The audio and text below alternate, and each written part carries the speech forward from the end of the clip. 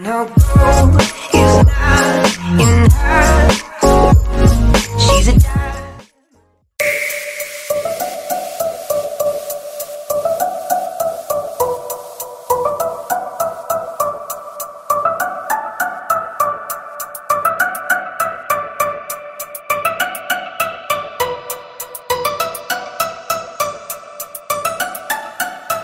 Ya, kembali lagi di Unlimited ID bersama saya Daryl Denny. Kali ini kita kedatangan VGA mungil, hemat daya, dan paling banyak diincar di 2025. Kita lihat di sini ada GTX 1050 Ti 4GB GDDR5. Dia memiliki 3 display output, ada HDMI, DVI, dan juga DVI-D ya nih. Oke, untuk form factor kecil seperti ini, tidak memiliki 6 pin power ataupun pin power tambahan ya.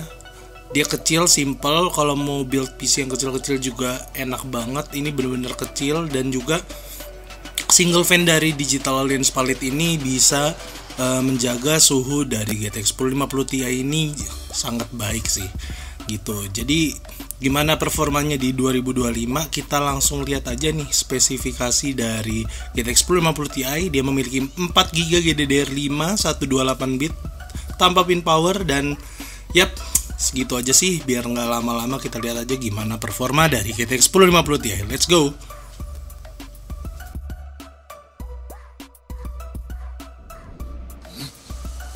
Ya, kembali lagi di pengetesan GTX 1050 Ti dari Digital Alliance Palette ya. Ini kali ini kita ada di Ghost of Tsushima. Kita bisa lihat teman-teman, di sini kita dapat di 35 fps dengan suhu di 49, yang dimana itu adem ya. Kita langsung cek aja untuk settingannya. Untuk grafiknya kita di low, dan untuk displaynya di 1080p auto. Ini VSync kita off, FSR 3.0 di balance, dan yap, kita belum pakai frame generation. Gimana kalau kita nyalain ini ke quality dan dibantu frame generation ya. Kita langsung tes aja. Oke, di sini ada sedikit input lag yang lumayan berasa sih. Tapi di sini kita bisa dapat di 50-an fps, yang dimana ya lumayan lah, bisa banget buat main. Udah namatin storynya Ghost of Tsushima. Tapi agak kurang nyaman untuk input lagnya sih. Jadi kalau misalnya ini dimatiin, jadi performance kali ya. Nah, kita dapat di 30-an fps, yang dimana ini udah maaf banget ya, batuk ya.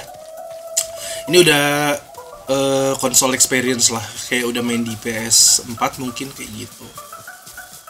Dimana ini udah cukup lumayan dan udah aman ya. Oke, sekian pengetesannya di Ghost of Tsushima.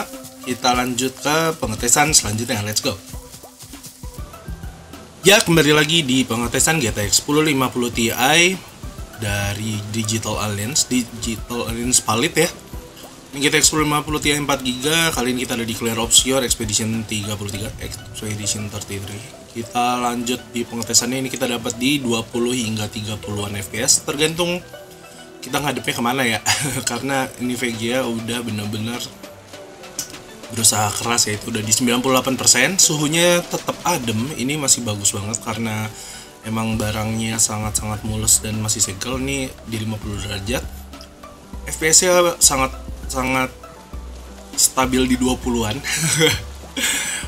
Dibilang playable gimana ya, 24 fps ya udah nggak nyaman sih ya, minimal di 30 untuk biar nyaman di graphic card yang udah tergolong tua ini. Kita lihat untuk settingannya bareng-bareng. Di sini untuk settingannya udah di low, resolution scale di 50%, VSync disable 1080p pastinya, dan ini udah disable, udah low semua nih ya, dan tetap nggak kebantu ya. Jadi kalau mungkin ya mau coba lagi gitu diturunin ya, paling di custom kita turunin sampai ke 30 ya. Kita coba nih FPS yang didapat berapa, tapi nggak yakin sih, gambarnya pasti udah blurry banget. not too bad sih, nggak terlalu blurry yang gimana, cuman ya blur sih, mukanya nggak terlalu jelas jadinya nih. Tapi kita bisa dapat di atas 30 fps, bisa di 35, di 33, dimana ya masih oke. Ada sini kita dapat di 30-an, 40. Nah ini yang tempat rame kita dapat di 30-an, yang dimana ya masih bisa teman-teman kalau masih mau maksain main ini pakai GTX 1050 Ti ya masih bisa jawabannya. Tapi ya dengan settingan yang menyesuaikan ya. Dia masih oke. So nggak perlu lama-lama ya. Kita lanjut ke pengetesan selanjutnya. Let's go. Ya kembali lagi di pengetesan GTX 1050 Ti 4GB GDDR5 dari Digital Alliance Palit. Kali ini kita ada di Assassin's Creed Mirage, yang dimana ini kita jalan di 30-an fps, yang dimana lumayan. Ntar lo ini gimana cara turun guys? Out of ammo, oh enggak. Oke kita langsung cek aja deh untuk settingannya. Ini kita bisa dapat di 30-an fps dengan settingan seperti apa. Let's go. Kita langsung lihat saja di sini grafiknya di low, volumetric clouds di medium. Kayaknya medium memang paling kecil ya. Oke. Adaptive quality ini bla bla bla bla bla sample bla bla bla. Coba kita off ya. Apply. Native quality sharpen strength di 60%. Screen kita di 1080p.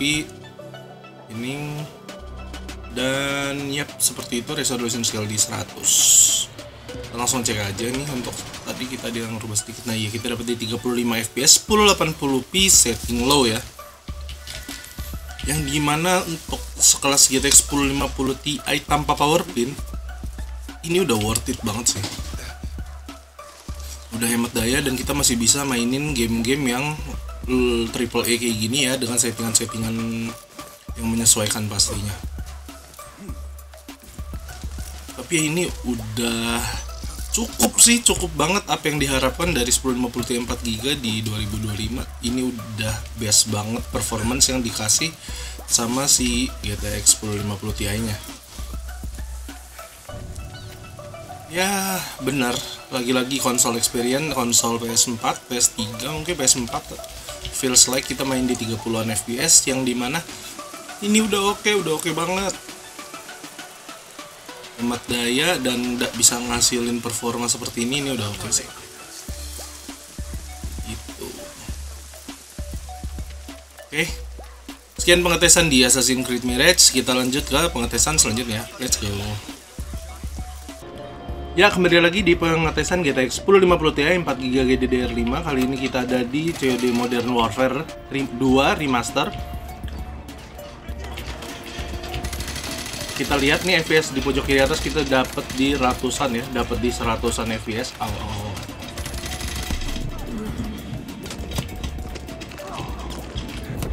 Ya, baru lagi tes. You must not confuse design with this loyalty. Udah nggak apa-apa ulang. Oke, sekarang kita cek dulu nih untuk settingan grafiknya. Kita ada di 1080p, enggak ini 1200p ya, di atas 1080p sedikit. Dan untuk settingannya ini texture resolution semua di gimana kalau kita di high-in semua ini. Nah, ini high semua, depth quality di high, ini juga di high, ini juga di high, HBAO, apa ini HBAO plus ya. Oke, kita onin semua ya. Kita coba lihat FPS yang didapat di masih di 80-an.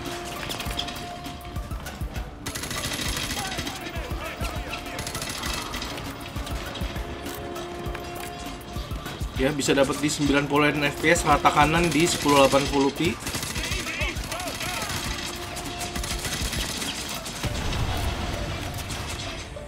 Kita harus kemana ini?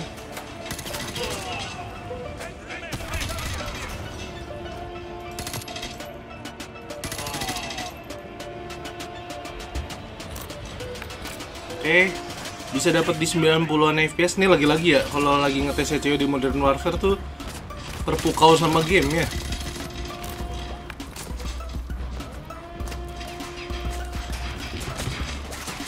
Nggak bisa loncat. Out.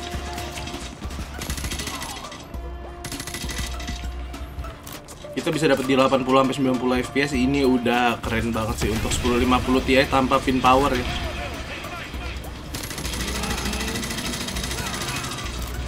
Ini udah oke banget total.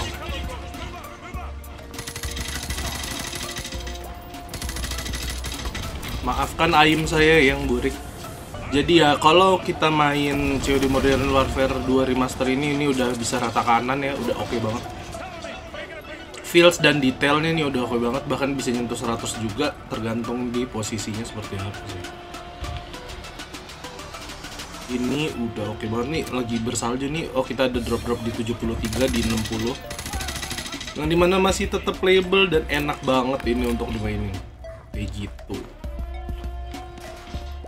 Cabut dulu. Ohoy. Nice.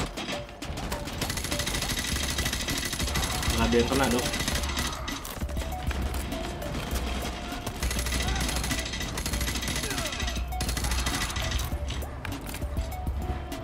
Oke, sekian pengetesannya dari GTX 1050 Ti.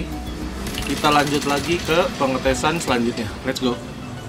Ya, kembali lagi di pengetesan GTX 1050 Ti 4GB GDDR5 dari Digital Alliance Palit. Kita ada di Descender. Bisa teman-teman lihat FPS yang dapat di pojok kiri atas ada di 50-an FPS, 40 hingga 50-an FPS. Kita lihat dulu di sini 55 fps dan yap, suhu juga aman di 56 derajat yang dimana ini adem banget ya. 1050 Ti yang sangat adem di bawah 60 ketika dia 100% load. Nah, kita langsung cek aja nih untuk settingan grafiknya seperti biasa. Di sini di Ultra 1080p 1200 ya. Ultra rata kanan semuanya. Jadi kalau mungkin mau dapat di 60 fps ini kita bikin di high kali ya. Kita tes coba. Dapat nggak? Ah iya benar. Kalau kita main di high kita bisa dapat 50 sampai 60 fps. Jatuh. Tapi ya lagi-lagi 50 fps udah tergolong nyaman banget buat game-game seperti ini. Dan ya, performa apalagi yang mau diharapkan dari GTX 1050 Ti yang umurnya udah tergolong cukup tua tapi bisa ngasih performa sebagus ini gitu sih. Hemat daya dan bisa ngasih performa sebagus ini masih worth it banget sih. Kayak gitu. Jadi buat temen-temen ya yang masih mau ngerakit PC mungkin budget atau yang punya PC build up pengen dipakein VGA supaya bisa gaming-gaming tipis, 1050 Ti masih bisa jadi pilihan yang oke. Terutama yang versi ini ya, versi Digital Alliance Palit, karena dia tidak menggunakan power pin seperti itu. Teman-teman, ini udah worth it banget dengan power yang diberikan gitu. Oke, sekian pengetesan GTX 1050 Ti. Kita lanjut ke konklusinya. Let's go. Sekian pengetesan dari GTX 1050 Ti. Jadi untuk performanya di 2025 ini gimana menurut teman-teman? Bisa komen di bawah, kita akan diskusi di bawah. Tapi kalau menurut saya pribadi ini masih oke banget untuk main game-game lama yang belum dimainkan, atau mungkin beberapa game e-sport yang bisa dimainkan karena ini hemat daya dan masih cukup powerful untuk beberapa game e-sport ya. Nah, untuk harganya di 2025 ini kisarannya masih di range 800 sampai 1 jutaan. Dan kita akan lihat gimana kedepannya dari GTX 1050 Ti ini. Jangan lupa klik like, komen, dan subscribe, nyalakan loncengnya. Dan kita akan ketemu lagi di video selanjutnya. Dah.